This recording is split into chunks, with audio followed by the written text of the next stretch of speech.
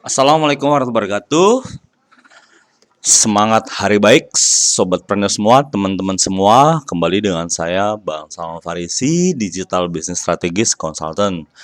Baik, teman-teman, kali ini saya ingin membahas ya sebuah diagram ya cukup menarik. Ini ngebahas mengenai the comfort zone ya, zona nyaman ya. Kenapa ini menarik untuk dibahas? Karena kalau kita sering banget ya ngedengar bahwa kalau kita mau sukses itu kita harus keluar dari comfort zone, kita harus keluar dari zona nyaman.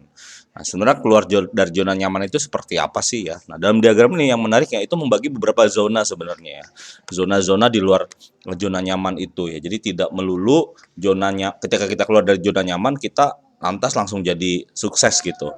Ya, jadi tidak serta-merta gitu. Nah, bicara mengenai ring yang paling terdalam ya, yang warna abu-abu muda ini, comfort zone atau zona nyaman. Jadi zona nyaman itu kalau didefinisikan itu adalah sebuah wilayah, suatu kondisi, suatu keadaan di mana kita sebagai individu merasa nyaman karena segala sesuatu tuh sudah ada dalam kendali kita ya. Fasilitas sudah terpenuhi, kebutuhan dasar yang kita inginkan sudah dipenuhi, sehingga hal ini mendorong kita untuk enggan berubah ya, entah itu berubah menjadi yang lebih baik, khususnya ya berubah menjadi lebih baik atau berubah menjadi sesuatu ya, walaupun sometimes kondisi comfort zone ini mendorong seorang menjadi malas, apa ya, bukan malas ya, bosen juga gitu ya, jadi bosen ya.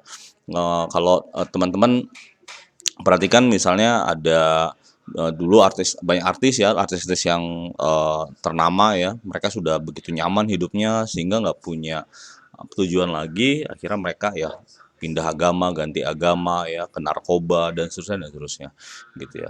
Jadi kadang ada kondisi-kondisi kayak gitu yang akhirnya membuat orang-orang yang sebenarnya kalau kita lihat secara kasat mata sudah di zona nyaman, tapi ternyata mereka justru mengalami stres yang cukup tinggi ya. Bahkan cerita terakhir eh, salah satu keluarga kerajaan Inggris ya, hidupnya udah nyaman gitu ya. Tapi ternyata itu tidak nyaman menurut mereka sehingga mereka memilih keluar dari zona nyaman itu gitu. Nah, kemudian bicara mengenai comfort zone, sebenarnya selain comfort zone ini ada juga sebenarnya, kalau saya sih bahasa saya itu zona mati rasa ya. Jadi ada individu-individu yang dalam kondisinya sebenarnya secara kasat mata kita melihat dia itu sebenarnya eh, hidupnya nggak nyaman gitu ya, bukan dalam comfort zone gitu, tapi karena dia sudah mati rasa ya, sudah merasa hidup itu sudah tidak ada harapan lagi, ya udahlah dia nikmatin aja apa yang udah ada, dan dia tuh akhirnya boleh dibilang less motivasi ya, minim motivasi, dan akhirnya ya udah terkungkung dengan nasib dia. Ini banyak sekali di luaran sana ya yang hal ini sebenarnya bukan comfort zone, tapi ini dibahas ya di ring yang kedua itu yang abu-abu yang tua ya, fear zone ya, zona takut gitu. Jadi dia nggak mau keluar karena ada zona ketakutan ya yang dihadapin, sehingga dia tuh menjadi tidak percaya diri ya. Terus orang-orang seperti ini yang mengalami zona mati rasa ini eh, sering apa ya, istilahnya sering beralasan ya,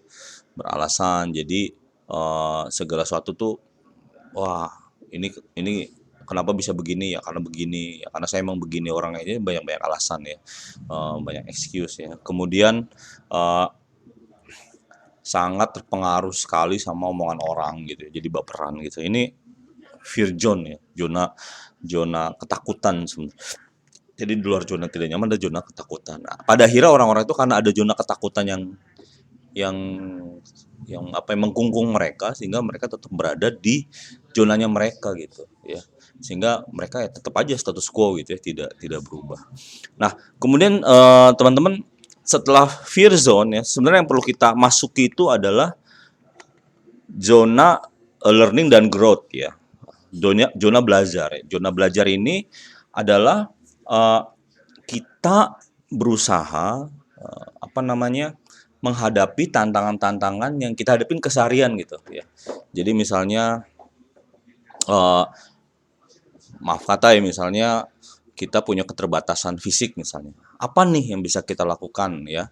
Apa yang bisa kita belajar dari orang-orang sana yang juga mengalami kondisi seperti kita, tapi mereka mau berubah ya. Dan learning, mau belajar gitu. Jadi ngelihat di luar sana pasti ada orang yang kondisi sama kita, tapi dia bisa menjadi lebih baik gitu ya. Pada akhirnya orang-orang yang ada di learning zone ini mereka berusaha untuk mempelajari skill baru, keahlian baru ya, dan extend your comfort zone ya. Jadi keluar gitu, dia benar-benar keluar dari zona nyaman ya, mempelajari hal yang baru yang sebenarnya dia tahu gitu ya, mungkin dia juga mengalami rasa takut ya, rasa khawatir ya ketika dia keluar zona itu, tapi dia pingin berubah sehingga dia learning. Nah, level yang harus kita ambil selanjutnya yaitu kita masuk ke zona growth ya, zona bertumbuh ya, berkembang ya. Di mana zona bertumbuh dan berkembang ini adalah satu level di mana kita memiliki purpose ya, kita memiliki purpose. Jadi dia berhasil menjawab sebuah pertanyaan yang paling basic, sebenarnya apa sih yang Tuhan inginkan sehingga saya diciptakan hadir di muka bumi ini, sehingga saya hadir di sebuah menjadi salah satu anggota keluarga atau menjadi salah satu anggota di tim kerja ya, menemui purpose-nya ya, goals-nya. Karena pada prinsipnya segala sesuatu di dunia ini itu ada maksud dan tujuannya Tuhan menciptakan ya. Bahkan ya, ini sekarang sedang wabah corona nih ya, virus corona, pasti Allah nih, pasti Tuhan Yang Maha Kuasa punya rencana gitu. Kenapa Yang Maha Kuasa ini menciptakan virus tersebut gitu ya. Bahkan maaf kata ya, kotoran pun ya, misalnya kotoran hewan ternak itu bisa punya purpose gitu ya. Kalau kita bisa kelolanya bisa jadi listrik biogas. Nah, jadi orang-orang yang pada level growth ini mereka telah menemukan purpose of life-nya, purpose of life itu tujuan hidupnya. Dan mereka mempunyai impian-impian jangka panjang gitu ya. Sehingga mereka punya reason to sukses ya. Kenapa saya harus menjadi orang yang sukses? Karena saya punya impian-impian yang ingin dikejar ya, entah itu bebas finansial, atau ingin jalan-jalan ke luar negeri, atau pengen punya rumah baru, atau mungkin yang sifatnya sosial, pengen membantu sesama ya, atau untuk kebutuhan keluarga, pengen membahagiakan anggota keluarga, pendidikan anak dan seterusnya dan seterusnya. Dan selanjutnya mereka juga punya goal-goals yang sudah mereka set up ya, baik yang jangka panjang 5 tahun ke depan, 3 tahun, setahun ya, mungkin sampai aktivitas day to day-nya ya. Jadi target 5 tahun itu dia pecah menjadi setahun, setahun menjadi sebulan, sebulan itu dipecah menjadi seminggu, target mingguan, dan target mingguan jadi target harian, bahkan sampai jam-jaman gitu ya. Jadi punya goals-goals supaya itu bisa tercapai, dan sehingga mereka punya tujuan hidup yang jelas. Nah, inilah langkah-langkah kenapa keluar dari zona nyaman itu menjadi satu hal yang penting untuk mewujudkan kesuksesan ya. Karena goals-nya adalah bukan cuma sekedar keluar dari zona nyaman, tapi kita masuk ke zona learning dan zona bertumbuh ya. Memang awal-awal kita mungkin akan mengalami ketakutan-ketakutan. Tapi ketakutan-ketakutan ini akan berkurang ketika kita mau belajar ya. Kita mau belajar ya, ketika kita mau belajar dari orang-orang yang terdahulu yang sudah sukses, dan untuk selanjutnya kita mulai men-setup ya, menentukan purpose of life kita, menentukan impian-impian kita, dan membuat goals-goals kecil ya untuk kita capai sehingga hidup kita menjadi lebih baik. Dan pada akhirnya teman-teman ya, keluar dari zona nyaman pada akhirnya itu bertujuan untuk membangun zona nyaman yang baru ya. Karena pada satu kondisi mungkin Anda akan merasa nyaman dengan pencapaian yang sudah Anda raih ya, impian sudah akan Anda raih, dan untuk selanjutnya kita perlu lagi untuk keluar dari zona nyaman tersebut untuk menjadi suatu hal yang lebih baik lagi. Baik, itu saja mungkin dari saya, semoga bermanfaat.